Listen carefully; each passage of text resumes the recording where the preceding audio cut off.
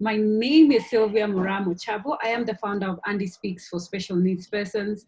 And welcome to our Special Needs Hangout. This is episode number 10.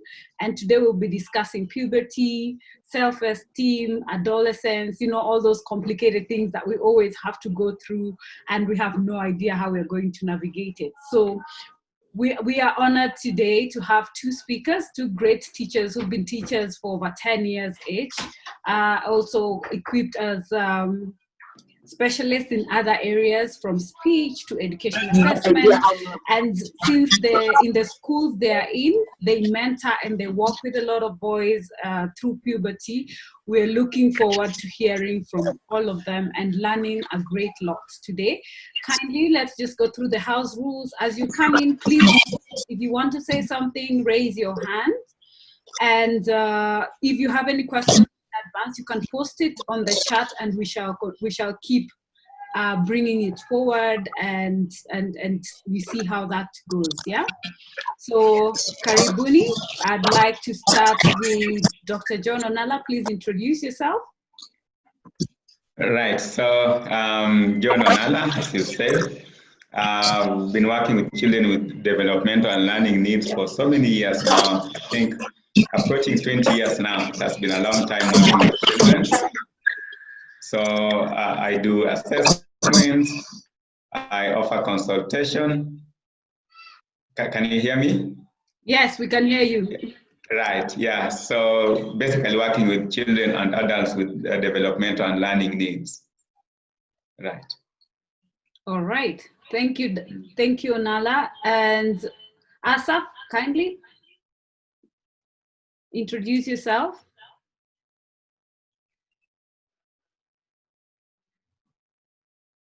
Unmute. Hello. Yes, hello, we can now hear everyone. you. Can you hear me? We can hear you. Yes. My name is Asa Mwangi Rongo. I'm a teacher.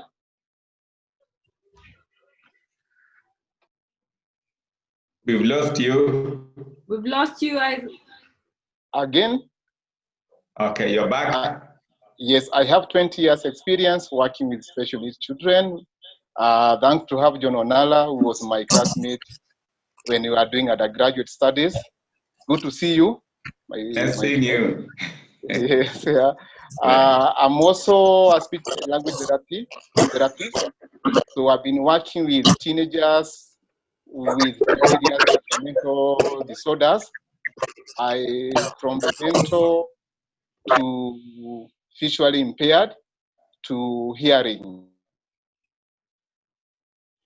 All right, awesome. So at least we have a bit about our guest speakers today. And as you can see, they are vastly experienced when it comes to special needs children. While some of us have just done under 10 years and we feel like we have a PhD, they're the ones who are in that space quite greatly.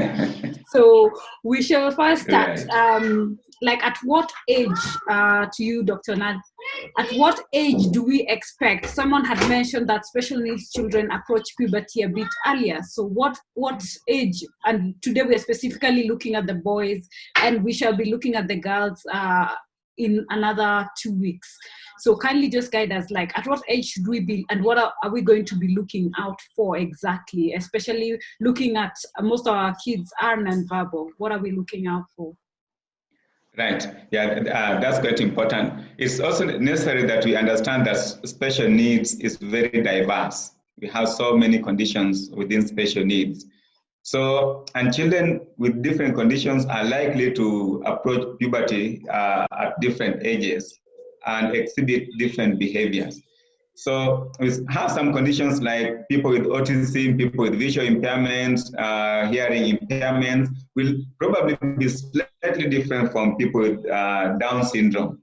So people with Down syndrome, for instance, will reach puberty a little bit late.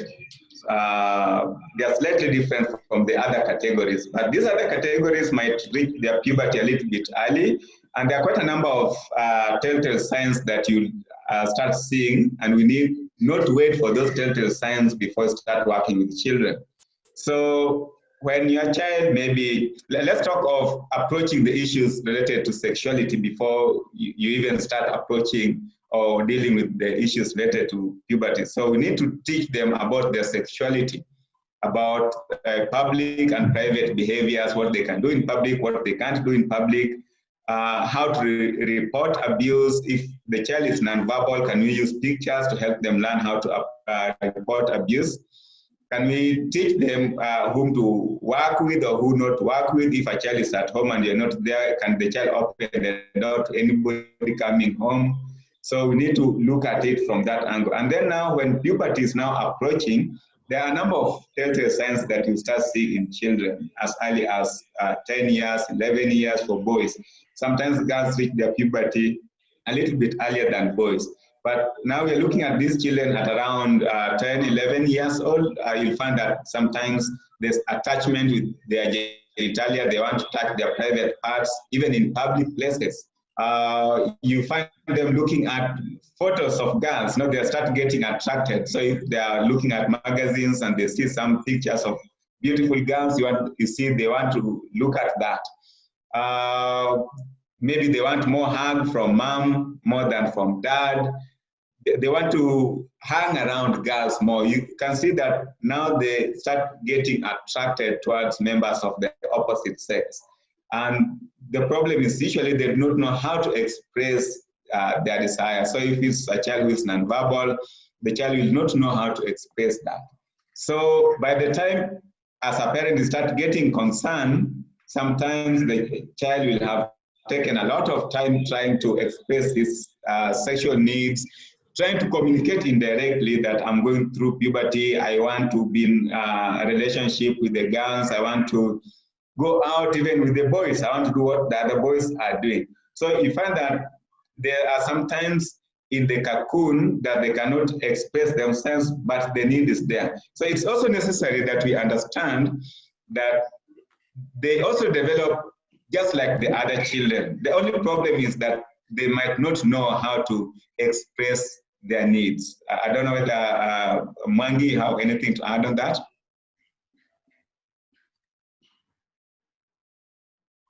Mwangi? Dr. Onala, yes, Dr. Onala, I agree with Dr. Onala.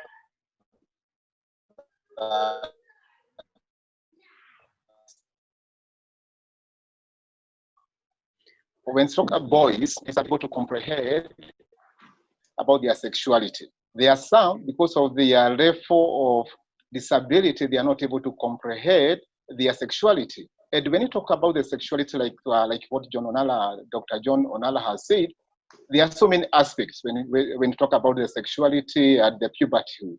Because we talk about anatomy, we talk about health, we talk about personal hygiene, reproduction, relationship,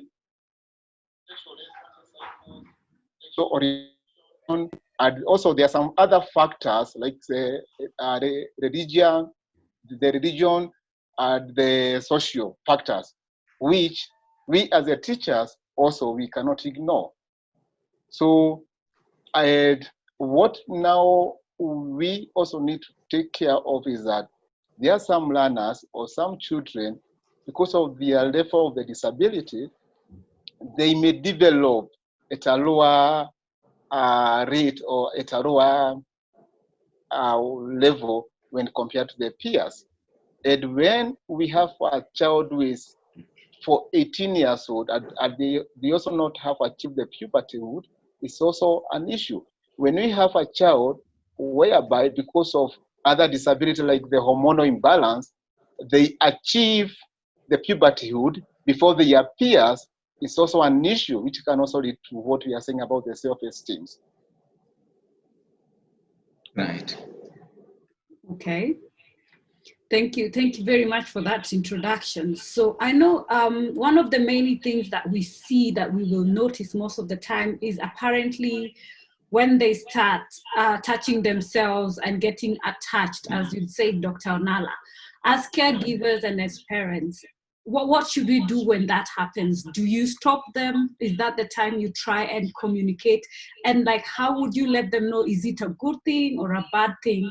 Because you're wondering if they're doing it, and then how do we tell them no one else is supposed to touch you, it is private? Because that's a conversation that can be a bit tricky. Okay, maybe I can have a go in that. Okay. Yeah, so usually it can be quite frustrating to the parent if your child is touching his private parts or doing masturbation in a public place, or want to hug you and want to kiss you, and or maybe a visitor comes home and they want to hug that visitor and they cling on the visitor, and you're trying to tell him, oh please, I want to talk to Auntie so can you go play elsewhere, and the child do not want to leave.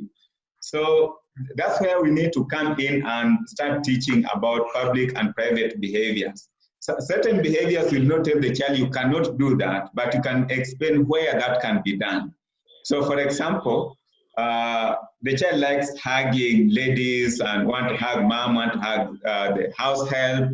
So you can draw boundaries. So you are not allowed to hug so-and-so or a stranger or someone who is you have to define the boundaries. So, and even when it comes to hugging mom, how should you hug mom? Probably you can only hug mom when mom has allowed you to do so, and you can give maybe mama a kiss on in mom's cheek. No, you have to start drawing boundaries. And when they are touching their private parts, sometimes you'll not say you cannot do that without explaining what they should do, because you'll find sometimes children will start touching themselves to a level where they start doing masturbation, and they can do that even in public places. So what you need to explain is when and where that can be done, instead of demonizing that. No, you hear of stories of someone who was told no, no, no, no, and he believes everything is evil. And so time comes when you want your child to get married, and you have identified a suitor for your child, and then, but what this child was told is that it's a sin. So this child can't want to have a relationship because the child was told it's not allowed. So we need to teach the appropriate behavior. You need to tell the child whom the child can hug, where the child can hug. You also need to explain what are the public behaviors that the child can engage in, and also what are the private behaviors that the child can only do in his bedroom or in their washroom. So we need to have a clear boundary and train the children to understand. For children who are nonverbal, we can use short video clips. You can use picture stories or just pictures that you use to explain. And also, because nowadays we know that we also have high chances of abuse.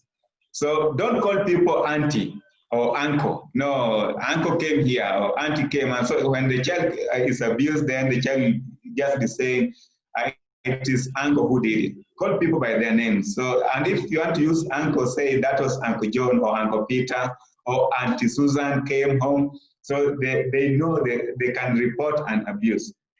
So we need to teach them public behaviors and private behaviors and when to exhibit those behaviors. Thank you very much. Thank you very much, Daktari. I would like to welcome Maida. She's our sign language interpreter. Remember, we said we are speaking to various persons with different disabilities, and we have had high demand that we need to include sign language so that those who are hard of hearing can also learn, because they also get affected and they would like to learn. And also remember, some of our children learn through sign language, and hence you find majorly when you're not having a presentation, we shall be having our sign language interpreter. Thank you, Maida, for your volunteering. All right. Asaf, do you have anything to add on to that? Yes, I can add this fact here. Yeah? I have come across parents who don't think that people with disabilities are not sexually active. And I want to debunk this myth that people with disability, they are sexually active and they have sexual feelings. So that's a myth which we need to debunk, that people with disabilities, they have sexual feelings and they are sexually active. And what Dr. Onala said is that we need also to train these people with disabilities about their private parts and the public parts. But how do we train them? Do we train them like the regular ones? No, because If we talk about someone who is visually impaired, we cannot use visual charts. If we talk about someone who is a mentally challenged or severe mentally challenged, we cannot use language to explain about the sexual abuse. And one thing which we fail to train these children is to train them the specific private parts and specific non-private parts, where to touch and where not to be touched. So when you talk about the sexual abuse, if we have to protect it, we have to train these learners about good touch or bad touch and what to do when a bad touch happens. If you go to YouTube, there's some clips which are used by some schools to train their children, both the special learners and the regular learners, where we say no, go, tell. So you say no, when to say no, then when to go or to run away, and to tell. And when we talk about to tell, we always tell the child to have about 5 people whom they can trust. So if you tell the first person and they don't seem to listen, you can go to the next one. I think it's a small clip. If you go to the YouTube and you go to No, Go, Tell, you'll see how children in other countries are trained on how to avoid the sexual abuse. All right. Thank you. Yeah, someone had just asked that question about if we have the material. So is it just that one material that's available? No. What happened, yeah? What happened is that each and every disability, we have to tailor-make the material according to the nature of the disability of an individual. As I said, if a child is mute, does not comprehend language, what do we use? So sometimes we are forced to use the 3-dimension model. So you come up with a model like a dolly, and then in this dolly, you try to train this boy. This part is called this part is called this. This part is a private part. No one should touch this private part, and then they can see it and they can feel it. Then there's also drawings. You can use pictures and diagrams. You can also use the videotapes. You can also use a tactile, especially for learners who are visually impaired. You can make a tactile model, and then they can know this about their sexuality. And also, for the learners who are deaf, the family of the deaf, they can also use the sign language. So the materials depend on the nature of the disability and the level of disability when it comes to an individual. Right. Okay, I believe you finished. I think I lost you somewhere, but Josphat would like to say something with relation to that. So Josphat, yes, you could say something. Oh yeah, thank you so much. Thank you so much, Daktari and Mr. Mwangi. Just want to reiterate or build on what Dr. Nella has said about sexuality and in terms of security and safety of the children as they enter into sexual active and maybe puberty. Usually, and I've experienced this quite a long time in my service to children with autism and learning disabilities, they are usually highly and sexually impulsive. And this would mean that at some point they are unable to control the emotions that result from the sexual urge or the sexual motive that is within their bodies. And sometimes they may express this even during lessons, during class time when they have a female teacher, if they're for the boys, and even a male teacher, and this can be very, very frustrating. At times you'll find that if you tell them to stop doing that, and this causes them to become very violent because of the urge and because of the passivity, the children may become so violent and destructive in class. So it's very important that we guide them as early as possible on where they should do what, which behavior is for the public and which behavior is supposed to be done in a private area. And not that this comes up with a high level of built-in energy. So giving that small room so that they can do whatever it is, masturbation or something, makes them calm down, and you can go on with your lesson so well as you continue guiding on what should be done, and basically at what time. Now, there is also an issue of social distancing, depending on who should be hugged and at what proximity and at what time. Because when this sexual impulsivity comes in, then the children become at a very risk, and any one person can take an advantage of that. You can see, and just serious it can be. So teaching them social distance right away from the family background, extending towards other strangers who might be coming in the house. And what I've used quite a lot is the circles of social distance with the different colors. Actually start teaching them whom you should hug closely and whom you should hug with a distance, and whom you should just greet and whom you should just wave, to show that there is some level of social distancing. Otherwise, people can take advantage of them if that social distancing is not taught. So a small circle would mean within members of the family, you can hug. A very, very small circle for a boy means you can hug your father tightly. And a slightly bigger circle means your mother. Then you only need maybe to greet or hug at a given social distance. And a larger circle would mean maybe family people, relatives who keep coming in the house. And a larger circle would definitely tell the child that the person coming in is a stranger, and therefore social distance is important. And if you add in different colors, so that one color means members of the family, the other color would mean father or mother, and then a different color, very unique, would mean strangers and people who are very, very, very strange to the child. And that, with the consistency, will help the child to know whom to hug, whom to greet, and whom to wave to. And as they get into that level of sexuality, with that level of impulsivity, then children will definitely be able to control themselves and keep safe, just in case. Right, that's my part here. Thank you very much for that, Josphat. Someone had raised their hand, but it's reading techno. I'd appreciate if I could get to know the name. Before that, let's just walk about, at least you have touched, Joseph, on that, at least explains on how to handle boundaries.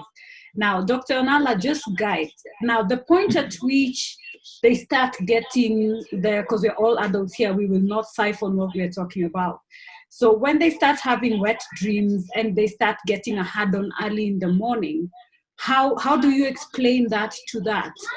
Also consider, like, I'll put myself in that shoe, like as a single parent and one who doesn't have any male, let's say, siblings around.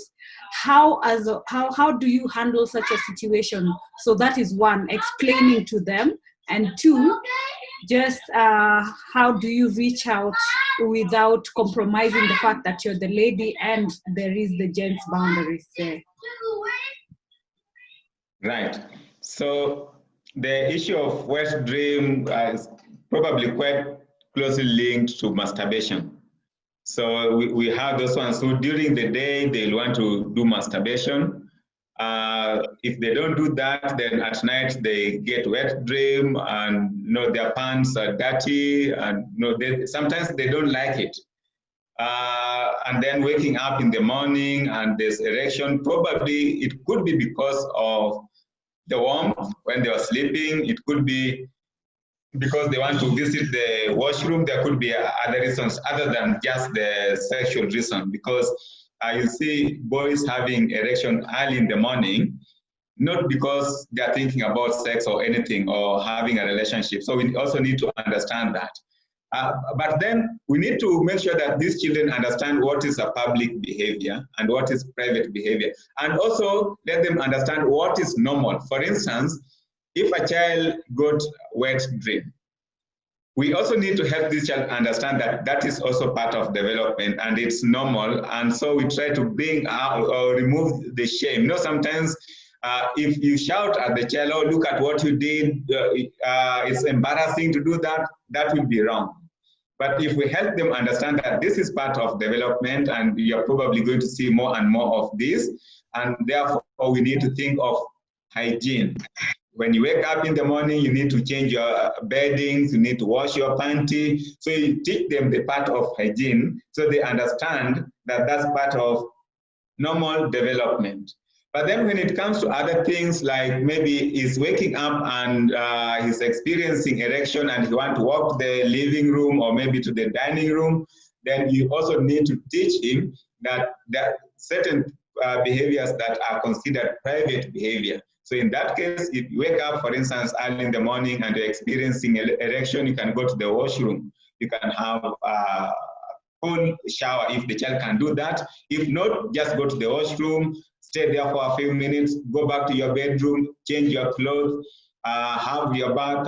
No, just explain the day's routine. So come to the bed, to the living room or to the dining or to the kitchen, wherever he's going, when he's now dressed and he's ready to face the outside world.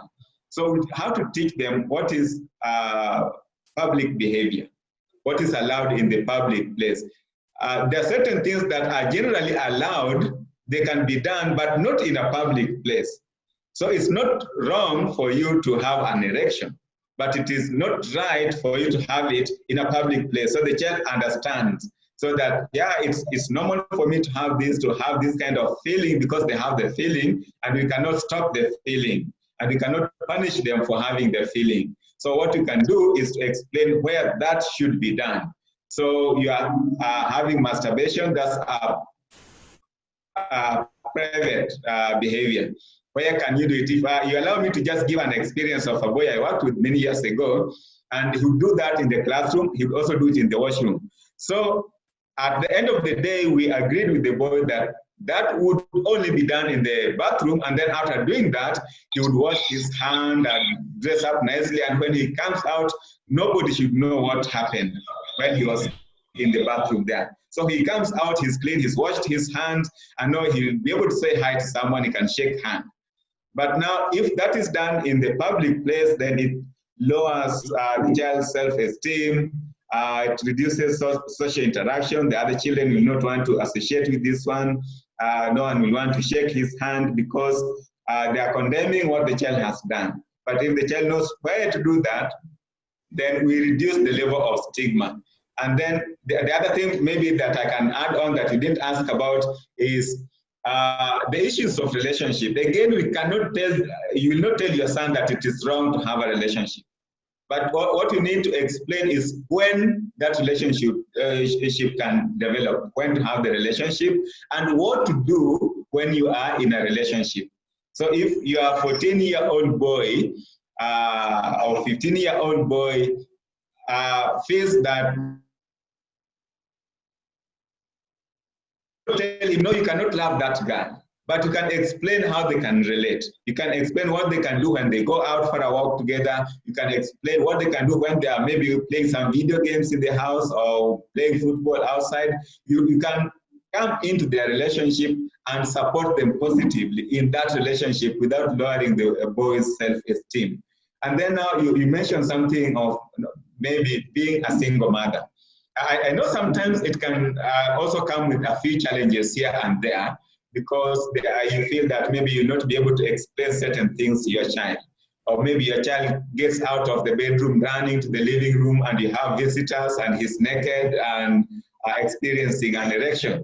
So those are common things that happen. I've seen that with my eyes now. I've seen a child running. One day in Westlands, I used to work where Mwangi is currently working. And my client was coming to see me, and a boy was 17 years old boy, undressed and jumped out of the car naked.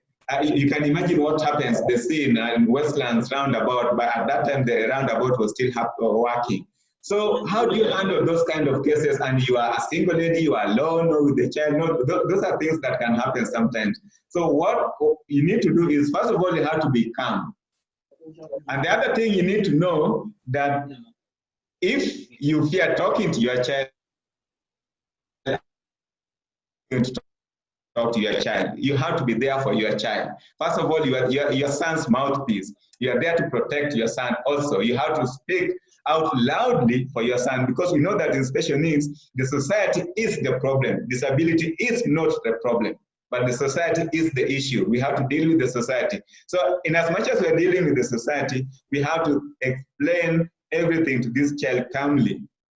So I know you are experiencing this, but when you have your erection, please, sweetheart, don't come to the living room or don't come to the kitchen. So go to the washroom, dress yourself nicely, can stay there for some minutes until when you're feeling well, then you can come.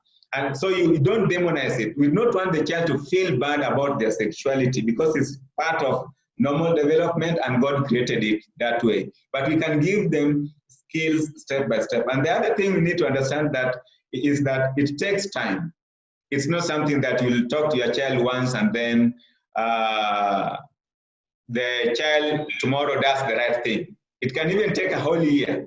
So you talk to your child today, you talk tomorrow, you talk the other day, but you keep going until the information sinks in your child. So it's a gradual process, and we have to start everything early. And if maybe you are associated with maybe a church or some kind of religious group, or you have a family member who can occasionally come in, maybe an uncle whom you trust, it has to be someone you trust, then you can also ask that person to come in as a mentor for your son. Because a boy also wants someone to relate with, as maybe a father figure or someone who can talk to him, the man-to-man talk. Someone who will tell him, I can see you seem to be falling in love. I can see you love so-and-so. And then they will laugh around, and then the boy will say, no, I don't like her because I don't like this kind of figure or that. I like so-and-so. You talk to them. So they need someone who can also bring in those kind of conversation with your son, so that when they are developing with a clear mind about relationship. Thanks. Wow, okay. I believe we're all learning a lot. There's someone who had their hand up. I think they've lowered it. No, Techno. No, we have two Technos. Please, I would like to request you all to just rename your name so that we can be able to address you well. And remember, we are recording, so if someone is not comfortable with that, do let us know. Or yeah, because we always record for future reference for other caregivers who can who be helped by the content of what we're discussing.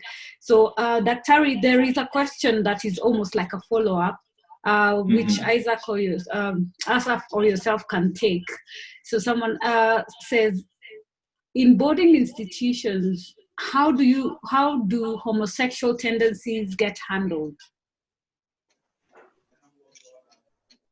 Especially for boys.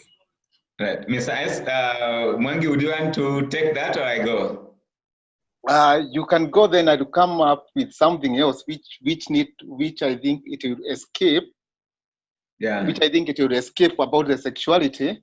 Yeah. Mainly we may focus on the masturbation, the sexual organs and the changes. So I have about two items to talk about, but first answer that one. Right. So the issue of homosexuality is a big issue, I would say. It's a big issue, not only for children with special needs, but even for the neurotypical in boarding schools. We've had cases of schools that have been accused that children do those kind of things, and even for girls. And we've also had cases where you hear rumors that even teachers are involved in some of those things, or workers. No, that's why I'm saying that the society is the problem and not the disability, because in this case we are looking at the society. It's likely that children with special needs are more vulnerable than the neurotypical, because they are less likely going to report if this happens. And the abuser will sometimes threaten them. And the abuser can say, no, if you say this, I'll kill you, or I'll do this to you, or, generally threatening the child, and so the child can be suffering in silence. And we will not want to talk about it, will not tell the teachers, will not tell the parents, and especially if it's a child who is nonverbal, then some might not be noticed, but you see significant changes in the child's behavior. So you'll find behaviors such as maybe the boy wants to touch other boys. This boy wants to kiss the other boys, want to touch their back, is always interested in touching the other boys inappropriately, and sometimes using sexualized language like, you are beautiful, not telling the other boy, no, I love you, those kind of things. So when this is discovered in boarding schools, in most cases, let's say most boarding schools that take children with special needs usually have someone sleeping with them in the dormitory. So there'll always be an adult somewhere in the dormitory. But still, that does not mean that it can't happen. So what we need to do, and my advice would be that if your child goes to a boarding school, teach your child how to report abuse, because all these children are vulnerable. It can happen. And so what we need to do is to teach that child how to report that, and also to assure the child that if they report it, then the child will not be punished for reporting. And if the child has been threatened by the abuser, also assure the child that if the child reports that, then the abuser will be dealt with, and therefore there is no chance that the abuser will come back again to hurt that child. So because the child could be staying in fear that if he reports that, then he's going to be in trouble, and that the abuser will kill him, the way they will put it to the child. So we need to assure this child that there's going to be support from the child's parents, support from the teachers, support all round, so the child feels comfortable to report that.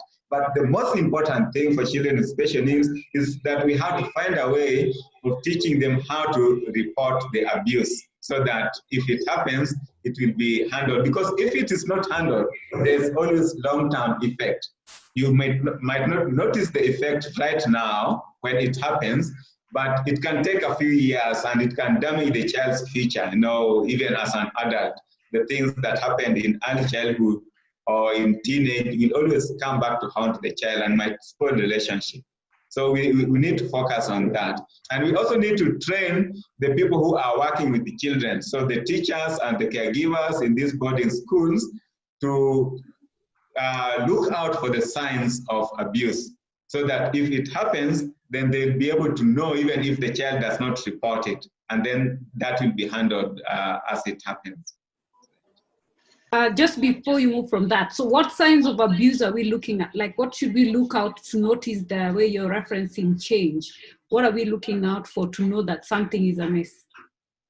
Yeah, I can mention a few, and the most common ones that you're likely to see in boys. Well, one of the things you're likely to see is, one, there could be withdrawal and fearing the other boys, or fearing even the male teachers, because it was probably done by a man. And so this child is trying to generalize with the other men whom he feels is not safe being around the men. Or it can also have the opposite reaction, that this child will want to hug the other men, or want to hug other boys, will want to touch their back.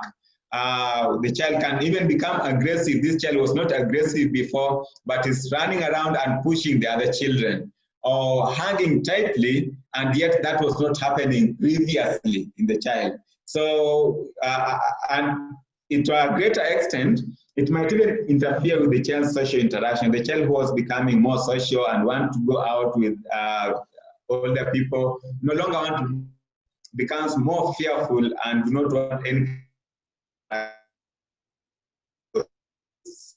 that sexuality. Whether that makes sense. No, touching the other children, touching their behind, wanting more hug, wanting to be kissed, or want to kiss the other person. So you'll see a few telltale signs that are related to sexuality. And when that is seen, then you need to investigate further. maybe medical investigation might be appropriate if you suspect that maybe there was civilian penetration. So something like that would be helpful. Thank you. Asaf, would you like to take that Yes, from there, what you mentioned earlier? I can add on that. I can add on what Dr. Onal has said. But time we parent of learners or adults or people with disability, we also need to train these puberty or teens about the sexual orientation. I had a chance of meeting a boy whose sexual orientation was odd, but when we dug deeper, we realized that it came from the family. When this boy was at puberty stage, the parents told the boy not to hang out with girls. So every time the boy had feelings, sexual feelings or love to love the girls, the parents were telling the boy, don't hang out with girls. It's not good to hang out with girls. So where was this boy now to extend the sexual feelings? Now he went to the boys because when he got to the girls, the parents were against that. So also we as a parent, let's also try to bring health discussion with our teens about the sexual orientation. It's good for the boy to hang out with the girls. It's good for a boy to have sexual feelings toward a girl. But when we tell them it's no, it's wrong, it's a sin, it's not, God does not want that, it's not biblical, it's not, you see, all those things. So now this boy is left with his own disability, with his own limited understanding, is now left thinking, all these feelings now, where do I take them? So they take them to the boys. And when they go, and they get another boy with the same feelings, even the parents won't know what is happening. But let's train them about the sexual orientation so that they can comprehend their own sexuality. Another thing which I wanted to say is that when you talk about the puberty, we also forget to talk about the voice. We also talk about the, like for the boys, the facial hair, the pubic hair, the aching, the pimples on the face. For the 20 years, I've been able to interact with so many boys at a puberty level. There's a case where a boy, when he was breaking his voice, it became now like a little man, and he really went what we call selective mutism.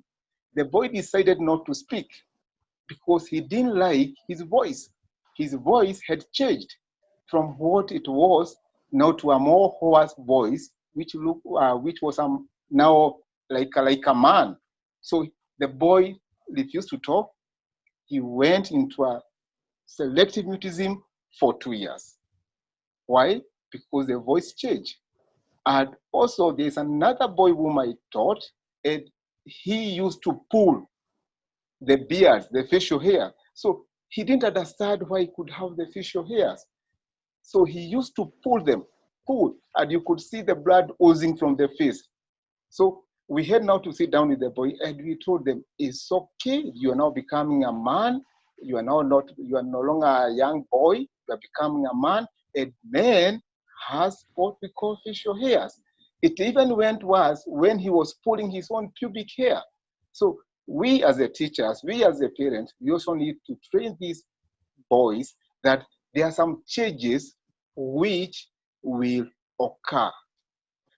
And then let also, like what Sylvia is saying, if you are a single mother, look for a man, an uncle, a friend, a neighbor who can work with this boy. But now make sure you also have to trust this man, because we are in a new world, yeah, whereby the trust is also at stake.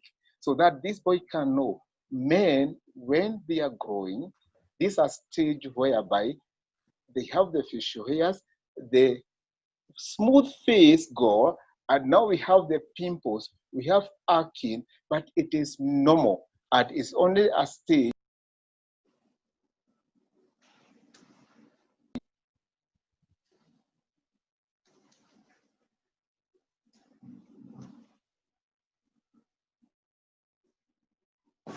We've lost you, Mwangi. Mwangi, we lost you for a second. No, I'm saying it's good for if a parent is a single mother to look for a man who is either a relative or a neighbor whom she can trust and work with this boy who is at a puberty to know that when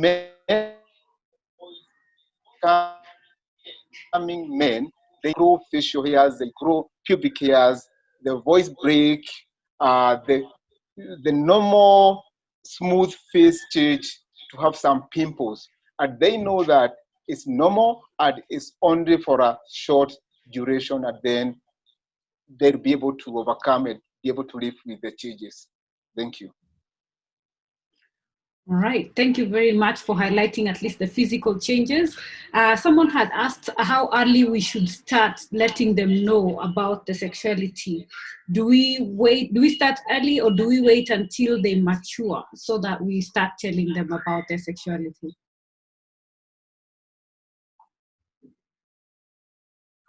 You're muted, Onala. Yes. Okay, I've unmuted you. I can say something on that. So when it comes to issues related to sexuality, we need to start early. So if you have a 3-year-old, 4-year-old, start talking about sexuality, because abuse starts early. So start telling them what is accepted and what's not accepted. Teach them their private parts. Let them know all that. So start talking to them. There are certain things that you can tell a 4-year-old, 5-year-old, let them know their body parts, so that if someone touches them inappropriately, they'll be able to say, he touched this part. So we start that early. So that when you now, maybe they are getting to 12, 13-year-old, they're becoming teenager, and you want to talk to them about the real issues now about sexuality, you don't have to start from very, very basic. They already know what's allowed and what's not allowed. So the earlier you start, the better. But I've just seen a question. Someone talked about, I was asking something about pregnancy. We also need to let these boys understand that there's consequence of having sex. So not just focusing on maybe pregnancy, because they will experiment when they go out there with girls, or even in school, when girls and boys are left alone and there's no supervision, they can experiment these things. You see, they have feeling, just like Mwangi said, they have feeling like any other child. So we need to talk to them about the consequences also. Let them know that there's possibility of having things like UTI.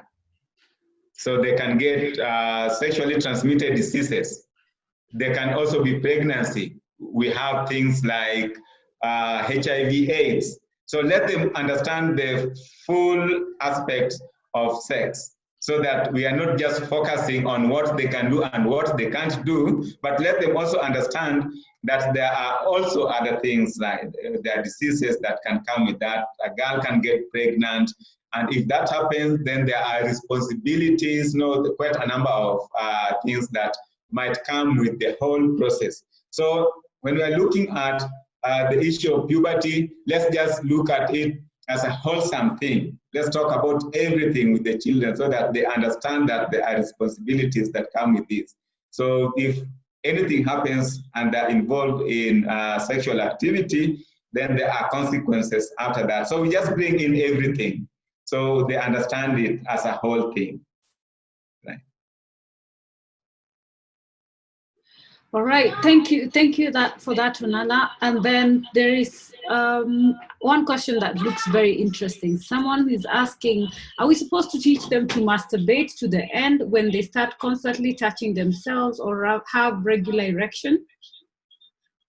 That's for me feels borderline. Are we supposed to teach them to masturbate when they have that, or when they're touching themselves? I'm trying to understand the question, but that's how I have understood it. The issue of masturbation comes automatically. No child is taught that. I don't think they learn it from anywhere. It's part of development. So there are certain skills that just develop. I think there's echo. Yeah.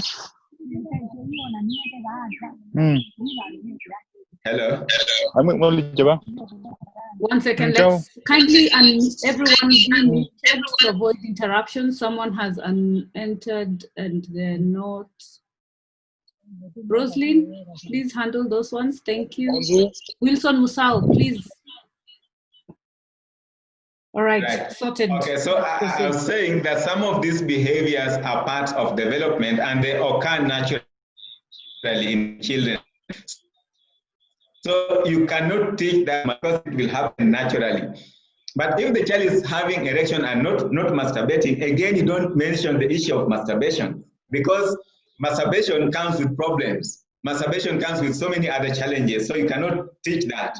But if it happens that the child is masturbating, then you teach them where to do it, but you don't teach them to masturbate because it's something that will happen naturally in both boys and girls. It just happens and they are not taught. It's part of their development. So you don't teach it, but you teach where it can be done so that the child is not embarrassed.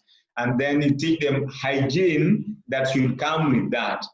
So once the child has started doing it, they say, no, you can't do it in the living room. You can do it in your bathroom and maybe have a bath after that or wash your hand with soap and make sure that when you're coming out, you are clean. So you teach those skills, but you don't teach the activity itself, right? Right. Dr. Asaf, this is to you. Yes, I can add on that, yeah? Mm-hmm. I think the issue of masturbation is a highly discussed concept, even in US, whereby the social religion sometimes differ. But what Dr. Nala is saying, there are some children who will do that and then they get over it, yeah? But now, most of the parents, they worry about the parents worry about getting addiction. Because what may happen is that when a child learns how to masturbate, then they release the feel-good hormone. And when they release the feel-good hormones, and they go up to a level of orgasm, orgasm is the most addictive thing in the world. So they will now be doing it over and over, and it can also affect their social skills. It can also affect their self-esteem. And sometimes it can be worst cases like we had. There's a time we had a child who was looking for school all over in Nairobi, and there's no school which could admit him because he used to masturbate after every 5 minutes. So we had to refer the child to a psychiatrist for some medical intervention. But now this only happened to a child whose level of understanding and comprehension is at a lower level, so that they won't even know where to do it and when to do it.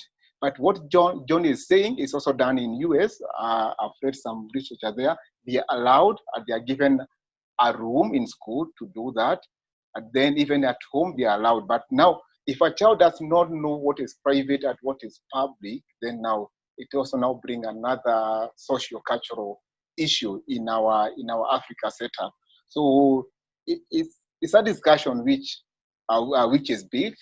A lot of controversy, and as we are seeing in the news, especially this week, what should be taught, what should not be taught, what should be trained, what should not be trained, what should be mentioned, and what should not be mentioned. Yes, thank you. Mangi, just to talk on that, just guide on watching pornography.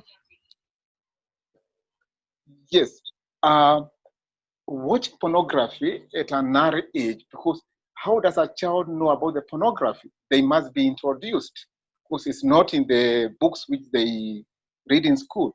So when they are introduced to the pornography, then they also get addicted, and they also learn, and they know something which we, the teachers and the parents, are not telling them. So now they'll always be going to the pornographic sites to know something, because we as the parents, we as the teachers have not addressed that issue. But boys will always go to those sites.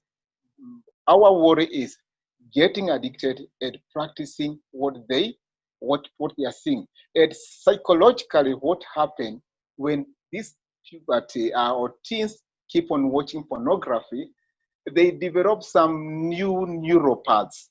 And these new neural paths in the brain, when they are developed, they become addicted, and they always move from what we call the soft pornography to the hard pornography.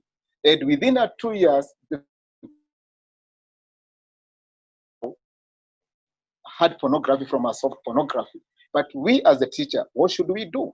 We as a parent, what should we do? We should always talk to these teens, let them know there are some sites, and these sites have this and this and this, because they are there. We cannot deny, we cannot say that they are not this site, and we can tell them the repercussion of watching the pornography. And if someone has been watching the pornography, we can take them through the counseling. We can show them the pros and cons of watching pornography and what it automatically it will do to him. Okay? And then from there now, we work together with this teenager. We also try to see what is he trying to get there. Can we also, we as a teacher, try to train him on some things? What is he seeking? Because some learners seek what we are not training them. Seek what the society is afraid of speaking. Seek what we as a parent are hiding from them. So what Dr. Onala said, parents, we are the best teacher, we are the first teacher, and we should train these children, not at the time they are getting to the puberty. Watching pornography, you can even get a 4 years old, 5 years old, 6 years old child watching pornography. So we should now start training them from a younger age, whereby the training is what we call developmentally appropriate. Thank you. Thank you, Asaf. I believe that one also answers, there was a question by a caregiver about the music, when they watch music videos and the effects. I believe what they see is what they'll start aping. And then there is one question where we're being asked, if a child was molested sexually when he was in kindergarten, and now they're in puberty boarding school and he's discovering himself, how do you help them to heal and talk about it?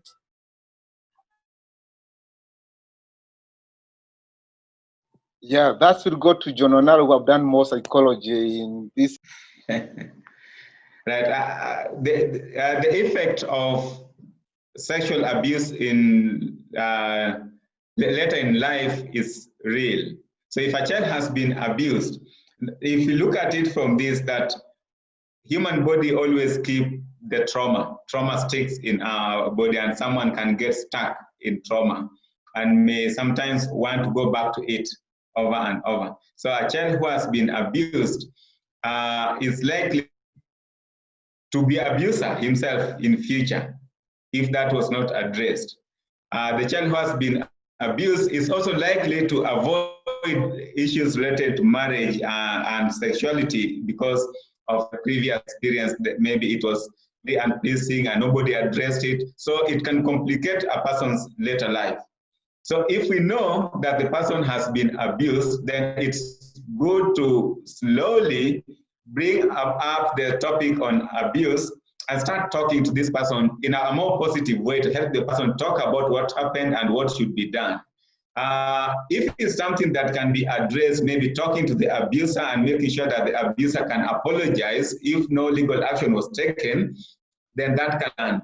If legal action is taken, then that can also be part of healing process as we talk to the person who has been abused, and also we make sure that the person understands that that abuser will not abuse another person outside there because maybe the person has been locked behind the bars. So it's a process because body keeps the score, human body keeps the score. What happened to you today can stick in you for so many years. And if you're nonverbal and you're not going to talk about it, then it becomes even more difficult to go through healing. So sometimes someone can easily think that people who are nonverbal will easily handle it more than people who are verbal. But the thing is contrary, that people who are nonverbal suffer more than people who are verbal, because they'll have no one to talk to, and sometimes the people around them do not understand what they're going through. So once we know that the person has been abused, we need to talk about that slowly with the person. It can take months, it can take years to help the person get out of that. But when you're talking to this person, do not propose that you don't understand what the person goes through. You do not understand how he is hurting from inside. You do not understand the magnitude of the pain that the person has. So what you have is trying to offer solution and helping this person to get out of that, and reassuring the person that all will be well and that the abuse will not happen again. And then giving this person new skills of reporting abuse or avoiding that kind of thing. So should it happen, keeping safe and the like. So we make sure that this thing does not happen again in the life of that person later on in life. Right. Thank you very much for that. Someone's hand has been there for a while. That is I think it's Sam Matasia, or some. Your hand is up, kindly.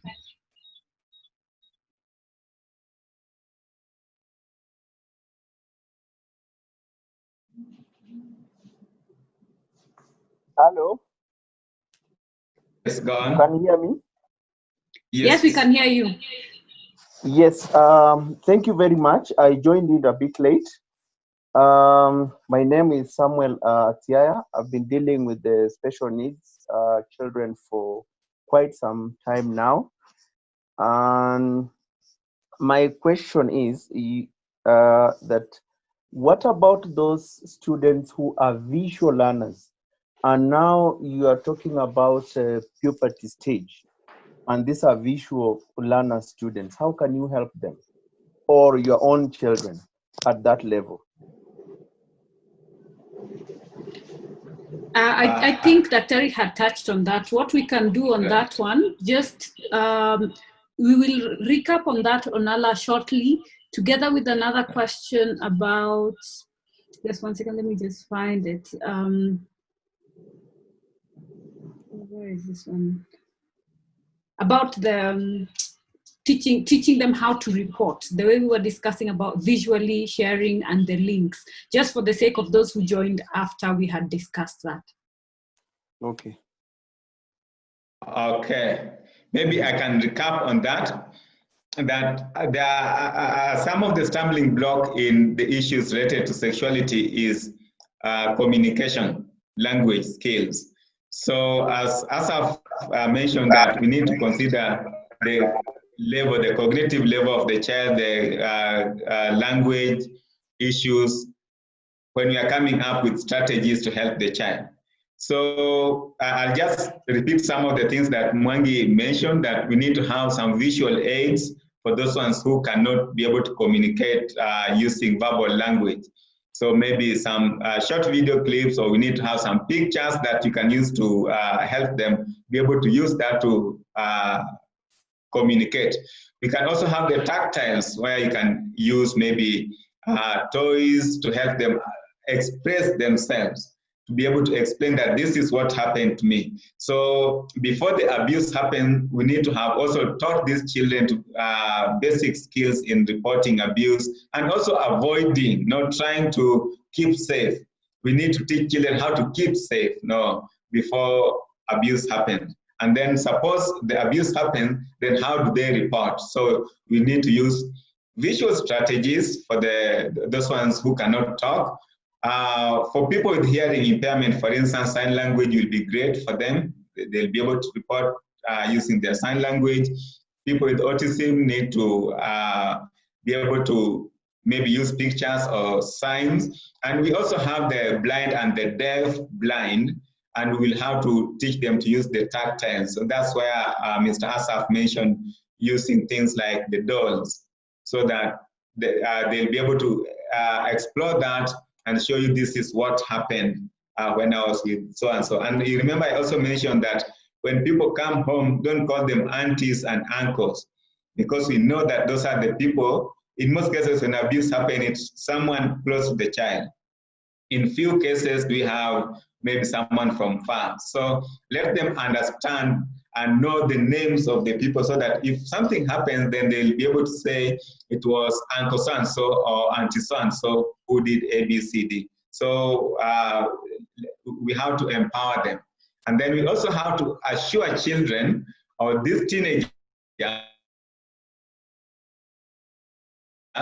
abuser will not hurt them again, because that's another thing that abusers will always threaten. And even for neurotypical, if you listen to cases in TV, you'll hear that they were threatened. The abuser threatened them and told them, I'll kill you if you report this, or if you do this, this is what will happen. So you also need to assure them. And then we also need to teach them basic skills like, once the abuse has happened, don't have a bath or don't shower, because if you are taking this as a legal issue, then there's going to be a medical test and we have to prove that it happened. So we have to give them those basic skills. Thanks. Thank you very much. Now let's escalate this a bit. Circumcision. Is there a timestamp? How should we do it? Do we wait until they can understand what is going on, or should you just nip it? I think Mwangi can take that. Yes, I can take this here but not from as a professional experience, but from what I've seen happen. Because you see, with what we talk about the circumcision, it also is more to do with the individual, the community, the tradition, and so many other factors. But what I realized, we had a case of 2 boys who were circumcised when they were teen. So they didn't know what was happening because they were at a level where we call moderate to severe autistic spectrum. So what happened, they went into a major panic after the circumcision. And when they came to school, they lost all what they had gained. One boy lost all language skills, so he could not talk, he could not trust anyone. But what I think what happened is these boys, what they went through for 1 week, maybe no one tried to explain them, and this boy could not even trust their parents again, because the parents are the one who took them to the doctor for the circumcision. So their parents who like to avoid that kind of scenario, immediately when their child is 3 years, 2 years, because the healing is quicker, is faster than from a teen, they prefer to take the child at that stage. But we come back to the circumcision. It's more to do with the tradition, cultural beliefs, religious belief, that the parental have the final say. So we as a professional, we cannot say that it should be done at this time or it should be done at this time. But when we talk about some other learners, like the physically challenged, sometimes because of the level of the hygiene, parents prefer to take them for circumcision at an early age than when they are at the puberty or maybe past puberty. Wow. Okay. I'm just trying to wonder, how do you even explain so that you avoid that reaction? How do you explain it to them that this is where we're going and this is what is going to go on and why? This is what we do. We use some clips. There are some clips which will show live circumcision and what happened and which part of the body is involved. See? So sometimes we use a 3-dimension model. What I said, you bring a 3-dimension model of a man, and then you show them circumcision means this is what will happen. Then the doctor will do this. After the doctor does this, we'll go home, we'll put a bandage, and then you show them the bandage, exactly what happened. And then after the bandage, you'll get healed and you'll be okay. But when we assume that they know where we are taking them and what will happen, and we have not communicated to them, that's what happened. Most will end like that because this is a child. Let's assume the child is nonverbal. And we assume that child who is nonverbal does not understand. But we can use other media to make him have at least, even if it's 40%, what is going to happen. And then we reduce the anxiety even after the circumcision. Thank you very much, Dr. Thank you very much, Irungu. Just another follow-up question. These days, we're encouraging the participation of boys and men. How would we do this for special needs children? Would we encourage, and also since you're all teachers, do they get actually the support or the classes for sexuality and hygiene and the changes in school? Or is it something that as caregivers we have to schedule to do on our own? Yeah, currently there's no curriculum, a well-tailor-made curriculum for teaching our learners in this aspect. So we also go back to what we call IEP, Individual Education Program, because these learners, even if they share the same disability, they have different level of understanding. They have different level of the cognitive abilities. So it will go back to individual education plan, whereby you sit down with the parent and you come up with a program. This child could be 10 years old, but he needs this kind of a program. This child is 18 years old, but the program which he needs to be trained is like for a 6 years old. So it all go back to the individual level, and the teacher formulate together with the parent what we call individual education plan to train the child in this area. There are some schools which give them various names. There are some schools which will give them sex education. There are some schools which will have their own terminologies, but at the end of the day, what they are trying to teach is what we are discussing. But we need to sit down with the parent, come up with an individual education program tailor-made for a specific teen with disability. Because they may be the same, but their needs are different. Thank you, Dr. Rongo, for that. And we have one teacher who's saying that she has experienced children masturbating as early as 7 to 8 during classes. How do you handle that as a teacher? And she's asking what causes that, especially at that early age. Onala? Right. So at around 7, 8 years, we don't really refer to it as masturbation. They are playing with their genitalia. They are kind of exploring themselves. And that happens even to normal children, the neurotypical children, that at certain age, you'll find that they want to play with their genitalia, even when they go to the washroom. Or even outside there, when they're playing football, you'll see them pulling down their pants and urinating, and they're competing who can urinate farthest. And so boys will always do that. They're exploring themselves.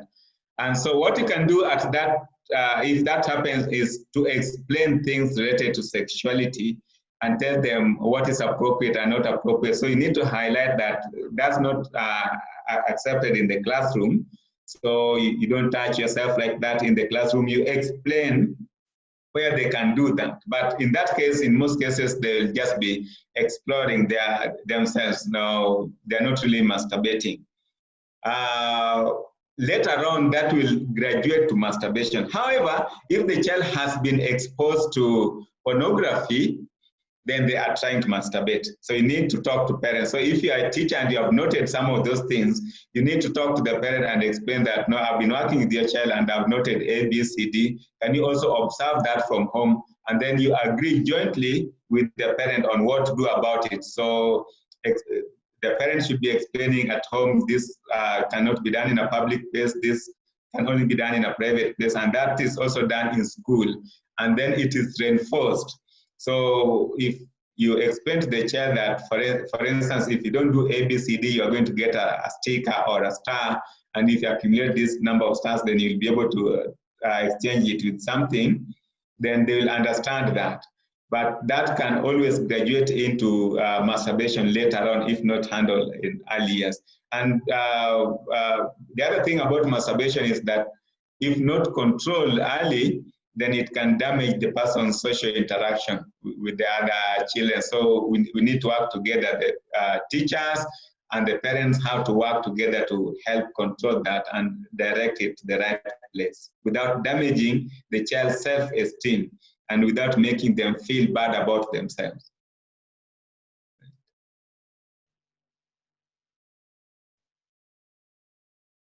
Thank you very much for that. Now, that is the teenage part of it. What happens, most parents feel like the children will never become independent, will not get into relations.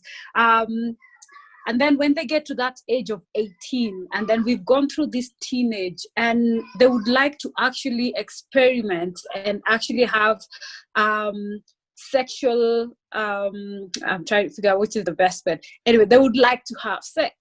So how do you have that conversation with them? And how do you put it in a safe way about having sex itself, the action itself?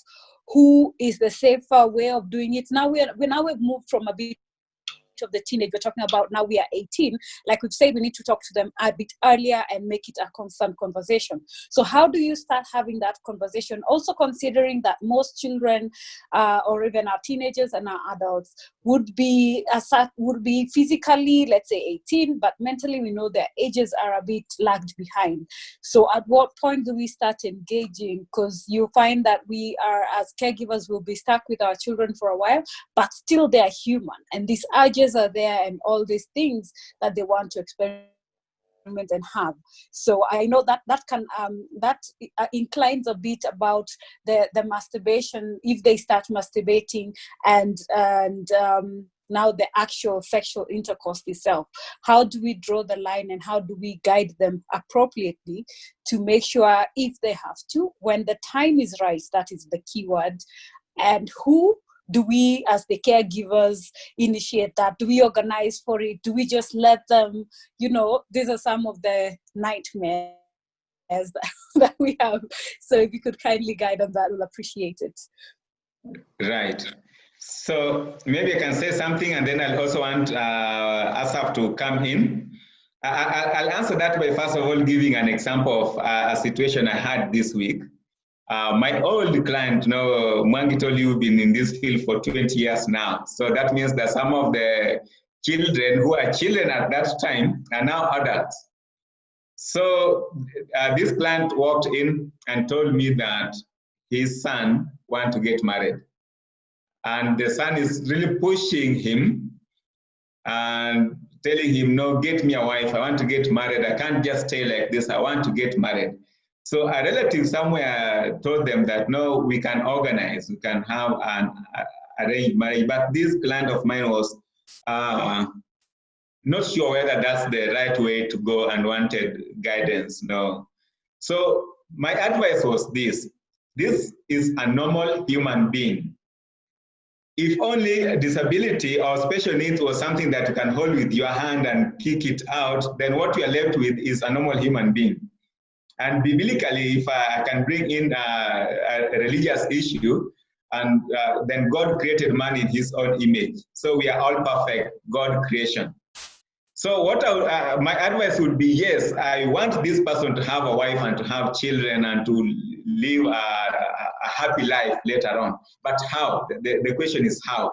So what I would do in this case is to have education, to train this boy or this young man on the issues of relationship, how to date, what to do when they go out, how to talk to the person they are dating. And then I'll also make sure that the other person, the partner, let's say now this young man gets a lady, I would also want the lady to understand that they can relate, but how can they relate? So you have to give practical skills. So you tell this person you can go out, for instance, you can have coffee together, you can come home and have stories together, and then meanwhile, we'll be organizing for your marriage if you're planning to get married. Based on religious background, I don't think any of the religion will say, yes, you can have sex before marriage, but then we can teach them that, yes, sex is good, but it has a place. So it's not something that you just wake up in the morning and say, today I'm going to have sex, or tomorrow I'll have sex, or I'll be having it every day. But we need to help them understand that, yes, at some point they will be allowed to have that sex. But that sex will come with responsibility at the right time. So give them some basic education, personal hygiene, taking care of each other, basic skills, helping them to understand that later on they'll be able to live together if he's got someone he loves and that person is in agreement. And therefore, parents from both sides will be fully involved. And even the friends and the neighbors will be fully involved to support them to understand that there will be misunderstandings in their relationships. They are going to have disagreements. There are times when they'll hurt each other. So I want you to think of a neurotypical child. What you'll teach your other child, the neurotypical child, teach those things to this boy also. Let him understand what are the core values that you believe in as a parent, based on your religion, based on your culture. How do you want life to move on? So don't say that, no, you cannot have sex. But yes, you can have sex at this point. So you have to be very clear and teach them those basic skills, teach the girl basic skills, teach the boy basic skills. And if now they are planning to get married, then also talk about the birth control. Involve professionals like gynecologists to explain a few things, or counselors to explain a few things. So it should be something that a number of people will come in to support them. So it's not just like one way forward. No, it will take time, and a lot of family support, a lot of support from friends and professionals. Yeah, I would like Mwangi to come in that area too. Yes, Dr. Yes, it's also what I'm saying, a controversial topic, because there are some countries in Western, in UK and in US, in Europe and in America, which has said that sex is a human basic need. You cannot deny sex. You cannot try to prevent someone, two adults, to have sex.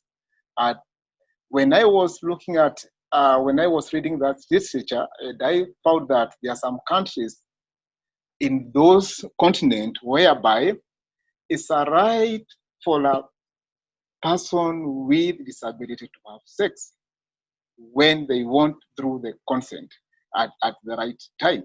But we come back to Africa, and this Africa, and we have our own tradition, we have our own beliefs, and culture, and our religion inclinement. But what I would like to agree with John is that it's not a one-man approach, it's a multidisciplinary approach. You need to have counselors, you need to have family members, you need to have teachers, you need to have sometime if you want them to get married, you need to also to decide, do you want them to have children? And if you want them to have children, sometimes there are some parents who go further to seek for genetic counseling to see whether if this child is married, will he or she have a special needs child? What are the chances of this teen getting married and having a child with disability? So they also go far to seek for genetic counseling. So that's why I'm saying it's a multidisciplinary approach where so many professionals are involved.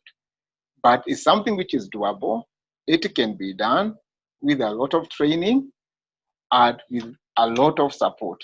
But all in all, what now we need also to train these children is also, because what Sylvia said, that when it come now to having sex, do they even know? Do some even know what sex is?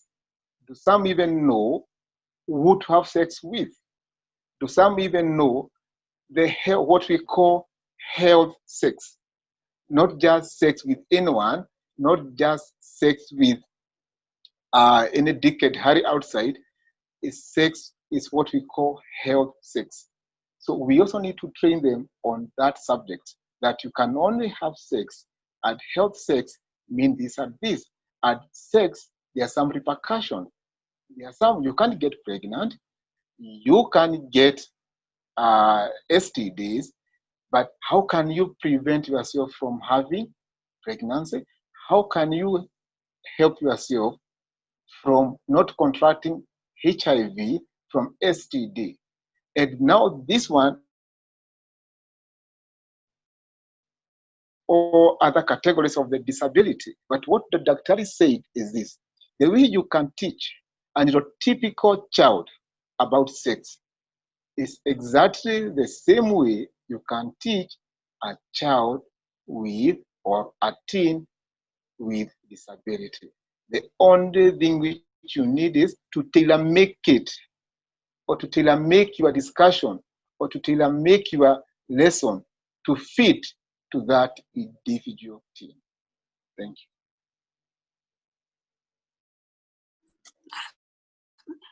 Thank you, Mangi, for that. Thank you for breaking it down.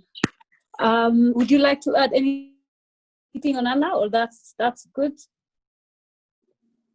Right. Yeah. No. Maybe what I can say is that no, the issue Can't of hear marriage you. is the issue of marriage is a big issue for most parents. Can you hear me? So I'm saying the issue of marriage is a major issue, and no, I do get clients asking me, do you think my child will get married and have a family? Do you think he'll lead a fulfilling life in future? And I always say, with support. If we support them, they'll have a fulfilling relationship. They'll get married, they'll have family with support. And we also need to consider the level of disability and the severity. If the condition is so severe, then the possibility of getting married is significantly reduced. So we also need to, before we think of whether you'll be able to enter into a relationship, you can get married and have children, we also need to consider the severity of the condition, because if it's very severe, then the chances are also significantly reduced. Right. Yes, John, I also recommend this film. Hello? Hello? Hello, I can hear you. Yes, I'd also recommend this film. I know maybe you have watched it. It's called I Am Sam. Mm-hmm. Yes, I Am Sam. So I recommend the parent to watch that film. It's a good movie of an autistic father, a single father who raised up a daughter. It's a very interesting movie to watch. I Am Sam. You can watch it in your YouTube, Netflix is there. All right, thank you very much. There is a parent who's asked that if it's severe autism and this child still needs sexual relief, how do you handle that? I would say if the child is doing masturbation, I wouldn't stop masturbation, because it will also help relieve that child's sexual desire and reduce the level of impulsive sexual expression. So if this child is doing masturbation, then I would probably encourage that child to do it in a safe place, maybe in the washroom, teach the personal hygiene and all the requirements that would be needed for the issue of masturbation. Because if it's a child with severe autism, with a lot of maybe ritualistic behavior, problem with language and communication skills, probably challenges with social understanding, then that child's possibility of getting married is reduced. And so what we are left with is to allow that child probably to engage in masturbation if the child already knows how to do that and is doing it. So channel it in the right place rather than focusing on getting that child a partner, because it might be difficult to get a partner. But if the child is doing masturbation, then channel it in the right place.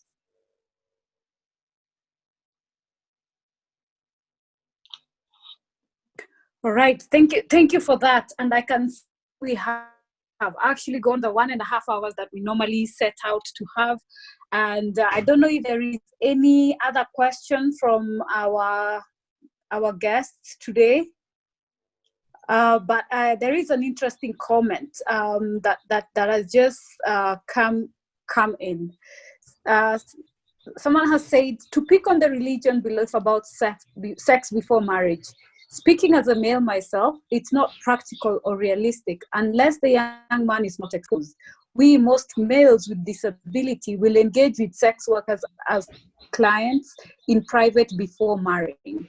So now that's PWD speaking. I don't know what your thoughts are. Was a conversation online where a father said that he actually helps his child by masturbating the child to just relieve that, because he's severely autistic, and he just likes seeing the fact that the child is happier and the child is now smiling and there is some sort of relief. And that is what now, as a parent, he's opted to do. You know, I know there like we say, there is different schools of thoughts, different aspects of religion, but bottom line, I believe, is all of them are human. All of them will still go through all the things we go through. Now, just one last thing that I think we need to look at: self-identity, because you remember, not all neurodiverse are unable to move forward. How do we work with them the minute they start identifying with themselves? I can do this, I can that. How do we work with them to help them identify who they are and what they would like to be in life?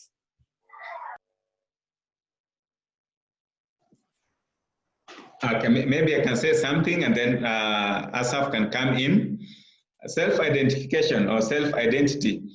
If a child has chosen a certain path, and that's the path that he wants to take in his life, I wouldn't really discourage that unless I feel that it is a dangerous thing to try, or it's something that I think is not going to work out. But I would encourage and look for professional guidance and how to help the child make progress in that. I'll give you an example. I've got this young adult.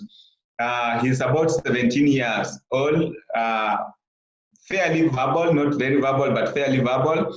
But he would say, even when he's watching news, he's doing everything. You see, in that house, there was always noise. He's constantly singing. So when I met him, then I asked his parents, why can't you get him drum sets and a piano and a teacher to teach him that? Maybe he can excel in music. And when they started, that was sometimes last year, towards the end of the year, when they started working on music and teaching him voice, in as much as his language is less developed, but his singing became so good that now they are thinking of coaching him in that direction.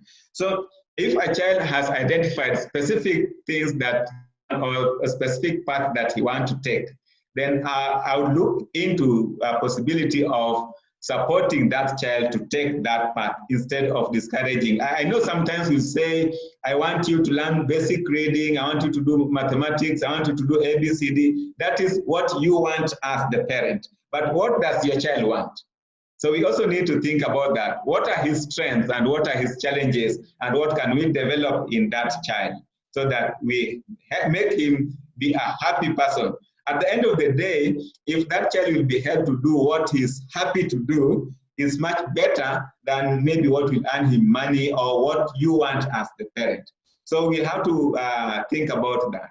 What does the child want, and what are his strengths, and what are his challenges, so we can develop his strengths and help him achieve his goals without really discouraging. I know there are sometimes when a child can say, I want to do this, or I'm interested in gardening, and you live in Nairobi and he's just into that, or is constantly playing with mud, and you have never thought of doing something like pottery with your child or gardening with your child. Which path does your child want to take in life? So is it something that you can develop? I would not discourage that.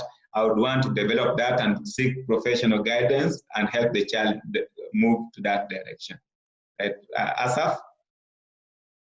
I totally agree with with Daktari, because most of parents and the teachers, we focus on the needs or the weakness of a child.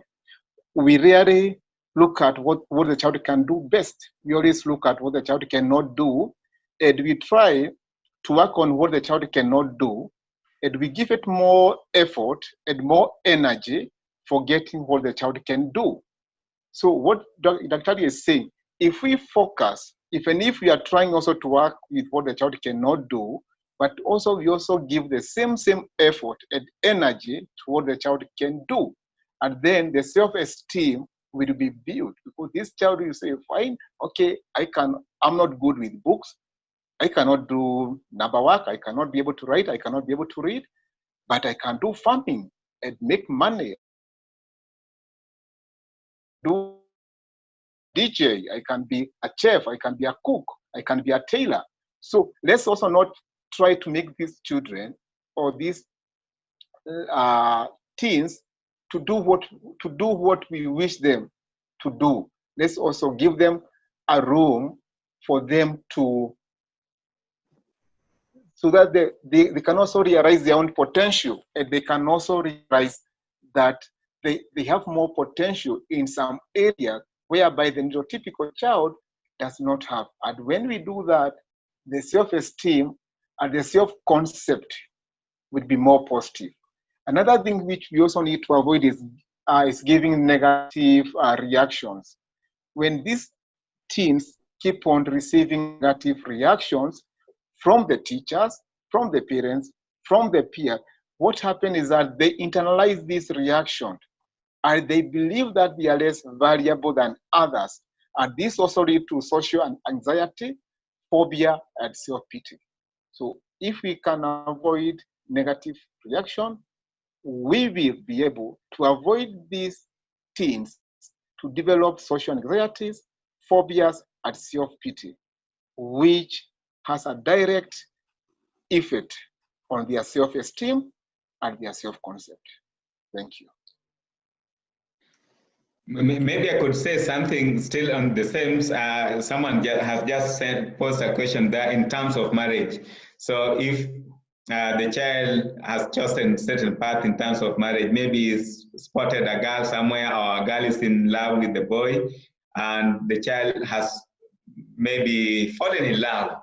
If it's something that can be developed, then I would still say, yeah, you develop that. Bring in the issue of counseling, multidisciplinary, the way we talked about it, and help them understand what is expected.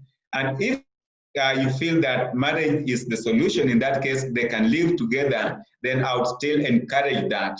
So as a parent, every parent will want to see their children getting married and being happy in marriage, irrespective of disability. So if that is a possibility, we have to consider that. If it's a possibility, then we have to come in and support them and give them the right training, education, and counseling, and every kind of support that is available in the neighborhood.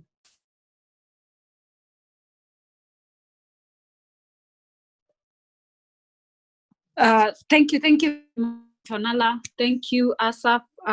We have extensively dived into this conversation. And, I can see, looking at the numbers that we have, that everyone was eagerly waiting for this conversation, and it's not dropping. So that means we're still all engaged. I would like to thank you very much for that enlightening. I believe we have answered every question that I had earlier and even now.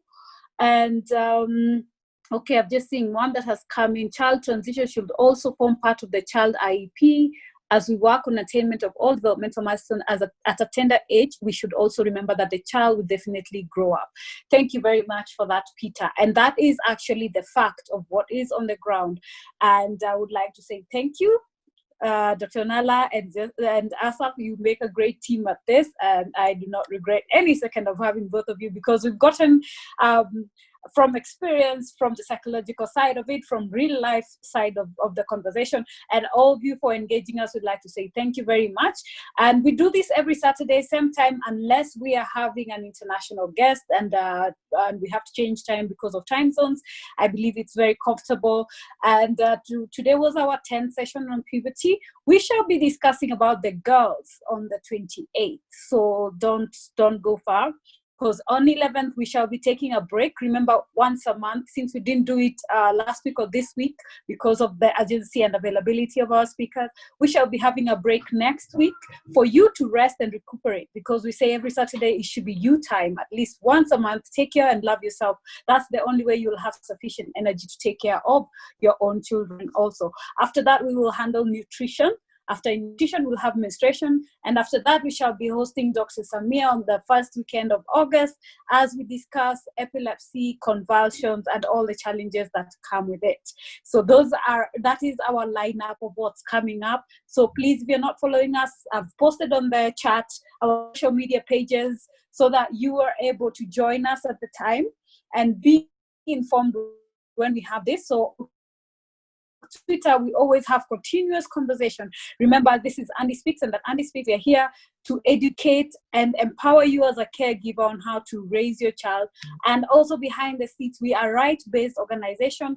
We're also fighting for the rights of our children, for them to be included, both in education, health, and also segregation. And advocacy is very, very key in what we do. And those who can join Monday on KBC, we shall be discussing education, will be one of the panelists. So if there is any area you'd like for us to touch on, you can slide on my DM. I promise you I always respond. So thank you all very much. Thank you for our speakers, and thank you for everyone who took time to join us. Don't forget to subscribe so that if you came in late, you'll be able to catch up with the first set from the beginning, and then all the other 9 episodes that we have had are also available on our YouTube channel. So be sure to follow us, and we'd like to say thank you once again. Until next time, as always, take care of yourself, love you, and love your babies more, and may God give you the strength and the capacity to continue raising these special children, because He knows and will give you the grace that you need, able to do the best so that they can be the best of what they can be. So until next Saturday at 1, I've been your host, Sylvia Mochabo. We'll see you next time. Have a fabulous weekend.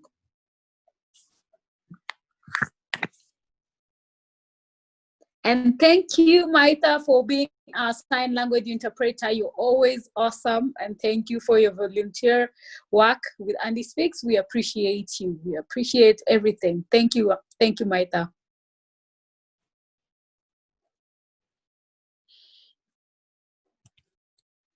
All right. Have a fabulous weekend, everyone.